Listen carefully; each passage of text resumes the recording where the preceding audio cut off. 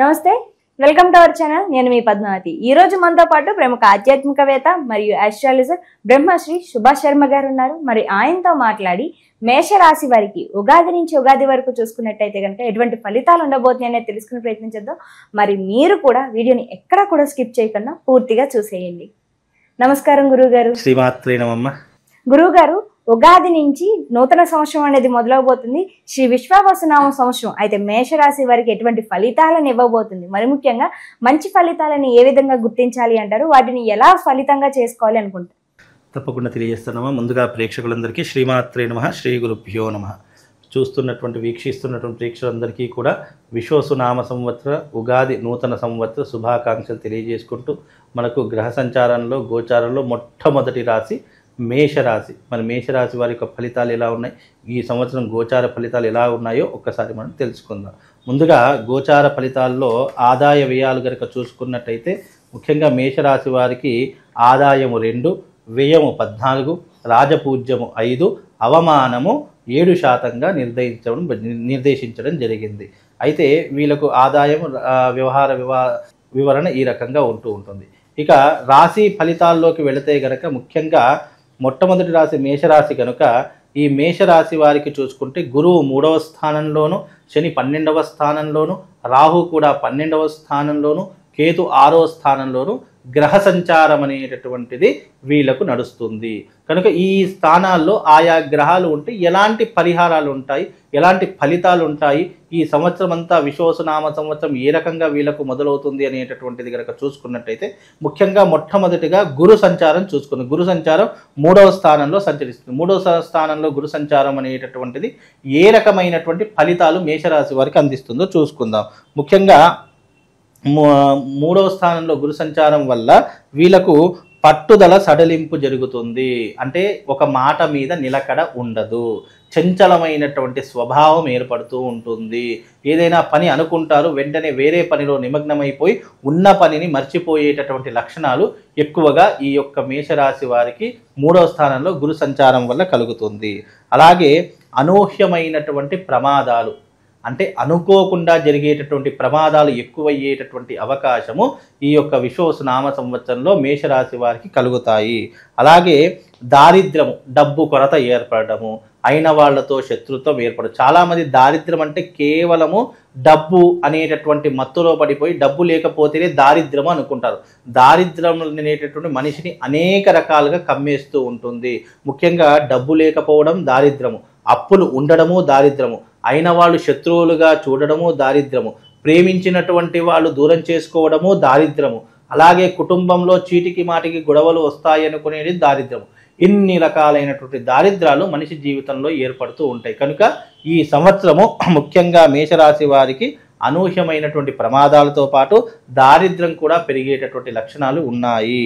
అలాగే వ్యవహార నాశనము, వ్యవహారము అంటే పనులు, మనం ఏ పని చేసినా కూడా అందులో నష్టము లేదా దుఃఖము, లేదు అంటే బాధ, లేదా చేసే పనిలో కార్యానుకూలత జరగకపోవడంతో దానిని మనం పక్కన పెట్టేయడము, ఇలాంటివి ఎక్కువగా చేస్తూ ఉండండి. కార్యనాశనం, మనం ఏదైనా పనికి వెళ్దామనుకుంటే అక్కడ ఆ పనే ఆగిపోయేటటువంటి లక్షణాలు ఉంటూ ఉంటాయి. కనుక ఈ సంవత్సరము మేషరాశి వారు కాస్త జాగ్రత్తగా ఉండేటటువంటి ప్రయత్నం చేసుకోవాలి. 3వ స్థానంలో గురు సంచారం వల్ల ఇలాంటి ఇబ్బందులు జరుగుతాయి. అలాగే బంధు విరోధం కూడా జరుగుతూ ఉంటుంది. అలాగే శారీరక శ్రమ పెరిగిపోతూ ఉంటుంది. ముఖ్యంగా ఈ యొక్క 3వ స్థానంలో గురు సంచారం వల్ల ఏమవుతుందంటే బంధువులతో విపరీతమైనటువంటి విరోధం పెరిగిపోతుంది. అయిన వాళ్ళతో దూరం ఏర్పడుతూ ఉంటుంది. ప్రేమించిన వాళ్ళే దూరం అయిపోయేటటువంటి లక్షణాలు ఏర్పడతాయి. అలాగే మనకు ముఖ్యంగా ఆర్థిక పరమైనటువంటి ఇబ్బందులు ఏర్పడతాయి.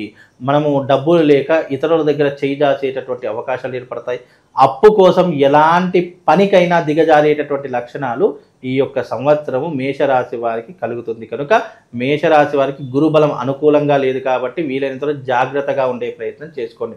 ఇది రాసి పెట్టుకోండి. ఎప్పటికైనా ఈ సంవత్సరము మేషరాశి వారికి 3వ స్థానం గురు సంచారం వల్ల వీటిలో ప్రతిదీ కూడా జరిగేటటువంటి అవకాశం ఏర్పడుతూ ఉంటుంది. అలాగే శని 12వ స్థానంలో సంచరిస్తున్నాడు. 12వ స్థానము వ్యయస్థానము అని చెప్పడం జరిగింది. అంటే ఖర్చుతో కూడుకున్నటువంటి స్థానము అని చెప్పడం జరిగింది. కనుక మేషరాశి వారికి 12వ స్థానంలో శని సంచారము, అలాగే షష్టగ్రహ కూట ప్రభావం కూడా 12వ స్థానంలో ఈ యొక్క మేషరాశి వారి మీద ప్రభావం చూపిస్తుంది. కాబట్టి ఈ సంవత్సరము ధన వ్యయము, ప్రమాదములు, విచారములు, వ్యయప్రయాసలు, శ్రమ ఇవన్నీ కూడా ఈ యొక్క మేషరాశి వారికి జరిగేటటువంటి లక్షణాలు. బంధు విరోధములు జరుగుతాయి, పదవి గండాలు వస్తూ ఉంటాయి, వచ్చినటువంటి అవకాశాలు చేజారిపోతూ ఉంటాయి, అలాగే రోడ్డు కాంట్రాక్టులు పోయేటటువంటి అవకాశాలు ఉంటాయి, సినిమా రంగం వాళ్ళకు అవకాశాలు అస్సలు రాకుండా ఉంటూ ఉంటాయి, దుఃఖములు బాధలు పెరిగేటటువంటి అవకాశములు ఉంటాయి, మనోవిచారములు పెరిగేటటువంటి అవకాశాలు ఉంటాయి, మానసిక స్థైర్యాన్ని కోల్పోయేటటువంటి లక్షణాలు ఉంటాయి. కనుక వీలైనంత వరకు మేషరాశి వారు జాగ్రత్తగా ఉండేటటువంటి ప్రయత్నం చేసుకోండి. 12వ స్థానంలో రాహు సంచారం కనుక రాహు సంచారం వల్ల 12వ స్థానంలో ఏం జరుగుతుంది అని అంటే కనుక స్థాన చలనము, అంటే ఒక ఊరు నుండి మరో ఊరికి వెళ్ళిపోవడం కానివ్వండి, లేదు అని అంటే ఈ ఊరిలో కలిసి రాదని చెప్పేసి వేరే ఊరికి వెళ్ళి వ్యాపారం పెట్టుకునేటువంటి ప్రయత్నాలు కానీ, లేదా అప్పుల బాధలు పెరిగిపోయి, లేదు అని అంటే చీటికి మాటికి మంది యొక్క ఏడుపులు పెరిగిపోయి వేరే ఊరికి వెళ్ళిపోయేటటువంటి లక్షణాలు ఏర్పడుతూ ఉంటాయి. అలాగే శారీరక శ్రమ పెరిగిపోతూ ఉంటుంది, అవమానాలు తట్టుకోలేకపోతూ ఉంటారు, అలాగే అధిక వ్యయం ఖర్చులు విపరీతంగా పెరిగిపోతూ ఉంటాయి, అలాగే నేత్ర సంబంధితమైనటువంటి రోగములు వస్తూ ఉంటాయి, అకారణ కలహములు ఏర్పడుతూ ఉంటాయి, అంటే అనుకోకుండా గొడవలు ఏర్పడతాయి, కోర్టు సమస్యలు, అలాగే పోలీస్ స్టేషన్ వ్యవహారాలలో చిక్కులు చికాకులు ఇబ్బందులు ఇవన్నీ కూడా ఎదుర్కొనేటటువంటి ప్రమాదకరమైనటువంటి వాతావరణం ఈ సంవత్సరం మీకు ఏర్పడబోతుంది. కనుక వీలైనంత వరకు జాగ్రత్తగా ఉండే ప్రయత్నం చేసుకోండి. అలాగే 6వ స్థానంలో కేతు సంచారం వలన ధనదాహం పెరిగిపోతూ ఉంటుంది, ధాన్య సమృద్ధి అనేది తగ్గిపోతూ ఉంటుంది. ముఖ్యంగా వ్యవసాయదారులకు కానివ్వండి, సినిమా రంగంలో ఉన్నటువంటి వాళ్ళకు కానివ్వండి విపరీతమైనటువంటి ఇబ్బందులు ఎదుర్కోవాల్సినటువంటి పరిస్థితులు ఏర్పడతాయి. కనుక ఈ సంవత్సరము మేషరాశి వారు కాస్త జాగ్రత్తగా ఉండేటటువంటి ప్రయత్నం చేసుకోవాలి. ముఖ్యంగా దైవారాధన, దైవభక్తిని పెంచుకునేటటువంటి ప్రయత్నం చేయాలి. ప్రతినిత్యము దేవాలయానికి వెళ్ళడము, దేవాలయాలను సందర్శించుకోవడము, యజ్ఞయాగాదులను చేసుకోవడము తప్పకుండా ఆచరణ చేసుకోవాలి. ఈ సంవత్సరం షష్టగ్రహ కూటమి యొక్క ప్రభావము మేషరాశి వారి మీద పడేటటువంటి అవకాశం ఉంటుంది. అందులోని శని కూడా కుంభరాశి నుంచి మీనంలోకి అడుగుపెట్టేటటువంటి సమయం ఏర్పడుతూ ఉంటుంది. కనుక ఈ సంవత్సరం మేషరాశి వారు కాస్త జాగ్రత్తగా ఉండే ప్రయత్నం చేసుకోండి. అయితే గురువు గారు, మేషరాశి వారికి కాస్త కష్టకరమైన ఫలితాలు అనేవి కనిపిస్తున్నాయి కాబట్టి ఎటువంటి పరిహారాలు చేసుకోవాలంటారు వీరంతా కూడా? మేషరాశి వారికి ఒకటే విషయం చెప్తానండి. ఈ సంవత్సరము షష్టగ్రహ కూటమి అమావాస్య రోజున ఏర్పడుతుంది. ఈ అమావాస్య రోజున తప్పకుండా మేషరాశి వారు ఎవరైతే ఉన్నారో అరిష్ట నివారణ తంత్రయాగం చేయించుకోండి. ఆ రోజున గ్రహణ సమయము, రాహు మరియు రవి ఒకే రాశిలో మీన రాశిలో సంచరిస్తారు కాబట్టి ఇది గ్రహణ సమయము అని చెప్పడం జరుగుతుంది. కనుక ఈ గ్రహణ సమయంలో గోదావరి స్నానం ఆచరించడము, బాసర పుణ్యక్షేత్రంలో గోదావరి తీరంలో అరిష్ట నివారణ తంత్రయాగం సామూహికంగా చేయిస్తున్నాం కాబట్టి అందరూ రండి, అక్కడికి వచ్చి ఈ యాగం చేయించుకోండి. తప్పకుండా ఈ యాగం వల్ల మేషరాశి వారికి కొన్ని పాజిటివ్ రెస్పాన్స్ అయ్యేటటువంటి అవకాశం ఉంటుంది. గ్రహచారము గోచారం కూడా కొద్దిగా అధిగమించేటటువంటి అవకాశం, అంటే ఈ రాశి వాళ్ళు అధిగమించేటటువంటి శక్తి సామర్థ్యాలు వీళ్ళకు పెరిగేటటువంటి అవకాశాలు కనిపిస్తున్నాయి. కాబట్టి తప్పకుండా రండి మేషరాశి వారు, ఈ యొక్క యజ్ఞంలో పాల్గొనండి. తప్పకుండా మీకు శుభం లాభం కలుగుతుంది. ఇక ప్రతి ఒక్క రాశి వాళ్ళు, ఈ రాశి వాళ్ళు ఎవరైతే ఉన్నారో తప్పకుండా ఈ సంవత్సరము షష్టగ్రహ కూటమి ప్రతి ఒక్క రాశుల మీద ప్రభావం చూపించేటటువంటి అవకాశం ఏర్పడుతుంది. కనుక ఈ సంవత్సరము గోదావరి క్షేత్రమునందు, బాసర జ్ఞాన సరస్వతి దేవస్థానమునందు, గంగా తీరమునందు అరిష్ట నివారణ తంత్రయాగం చేయిస్తున్నాము. 12 రాశుల ప్రతి ఒక్కరూ కూడా ఈ యొక్క యాగంలో పాల్గొనాలి.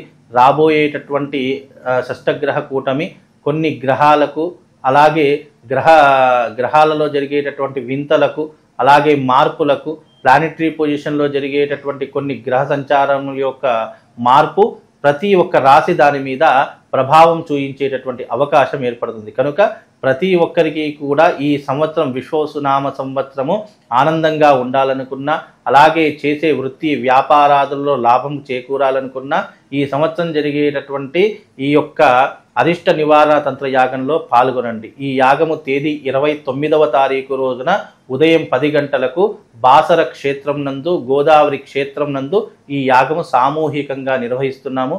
అందరూ రండి, ఈ యాగంలో పాల్గొని ఈ విశ్వసునామ సంవత్సరంలో ఆనందంగా సుఖంగా ఉండేలా మీ జీవితాన్ని మలుచుకోండి. శ్రీమాత్రే నమః. శ్రీ గురుభ్యో నమః.